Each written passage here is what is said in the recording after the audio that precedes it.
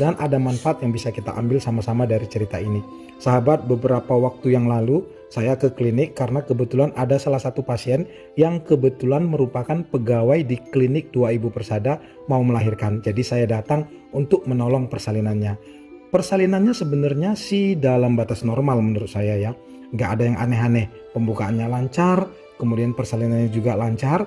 Tetapi memang setelah bayi dilahirkan dan dilakukan resusitasi atau pertolongan oleh pegawai saya yang lain, saya menolong ibunya, saya sudah merasa agak kurang enak ini. Kok tidak mendengar ada bayi menangis gitu kan di sebelah saya. Kemudian buru-buru saya bersihkan si ibunya, saya bereskan, dan saya ikut menolong bayi yang memang tidak menangis. Saya lakukan pemeriksaan, saya dapatkan denyut jantung di bawah 100. Kemudian bayi merintih dan tidak ada menangis sama sekali. Sebagai prosedur yang harus dilakukan, maka kami akan melakukan resusitasi dengan alat bantu napas yaitu ambubek. Kami melakukan bantuan pernapasan terus sampai beberapa menit, kemudian bayi tidak kunjung membaik juga. Denyut jantungnya memang sudah membaik, tetapi bayi tidak juga menangis dan masih merintih. Dan dari hasil kolaborasi dan kerjasama dengan dokter spesialis anak, maka ini kami putuskan untuk kami rujuk. Nah sahabat, ini yang ingin saya ceritakan.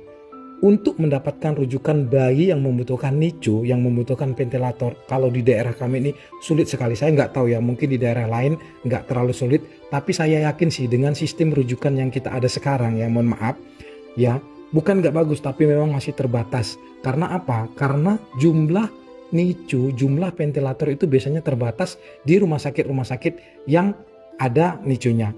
Kenapa begitu? Ya banyak faktor, tapi salah satu faktornya ya kalau saya rasa karena harga alat-alat kesehatan termasuk dari ventilator ini mahal sekali sahabat. Kenapa mahal? Banyak alasan, tetapi salah satunya adalah karena pajak yang dibuat oleh pemerintah terhadap alat-alat kesehatan itu memang tinggi sekali. Itu kenapa? Kadang kita miris ya. Kenapa kita berobat ke luar negeri yang katanya ya mungkin alat-alatnya lebih canggih, tetapi kenapa bisa lebih murah? Karena memang di luar negeri itu rata-rata alat-alat kesehatan itu nggak dikenakan pajak oleh pemerintahnya. Ya saya mohon maaf kalau ini saya dianggap salah ya, tapi saya berharap sekali, berdoa sekali pada kesempatan kali ini suatu hari kita mendapatkan pemimpin yang benar-benar memperhatikan kesehatan masyarakatnya ya, karena kesehatan itu merupakan tanggung jawab pemerintah. Nah, bentuk dari memperhatikan kesehatan itu salah satu adalah dengan menggratiskan bea cukai atau menggratiskan pajak alat-alat kesehatan sehingga rumah sakit dan fasilitas kesehatan itu bisa menyediakan alat-alat yang canggih dan terjangkau sehingga implikasinya apa? Harganya menjadi lebih murah. Jadi pasien akan menjadi lebih gampang untuk mendapatkannya dan kita bisa menyediakan dalam jumlah yang lebih banyak. Nah, sepanjang jalan dari perujukan ini karena kami mencari rumah sakit yang ada ventilatornya sulit sekali nggak dapat, dan sepanjang jalan itu saya melakukan ambubek. Pada kesempatan ini saya memang merujuk sendiri, saya nggak mau kasih ke orang lain karena saya takut kalau ada apa-apa. Saya memang merasa segan sekali karena saya kenal baik dengan pasien ini yang merupakan pegawai saya juga, sudah seperti keluarga. Saya juga kenal baik dengan mertuanya yang adik kelas saya, Ibu Juria Wista ya, kalau menonton video ini. Kita kemarin sama-sama deg-degan selama perjalanan. La haula wala quwata illa billah. Sahabat, sesampainya kami di rumah sakit rujukan setelah begitu banyak drama, setelah sampai di situ belum dikasih apa-apa, masih duduk, masih masuk ke ruang IGD-nya, si bayi ini menangis dengan sebegitu banyak. Udah nggak apa-apa. Nggak apa-apa.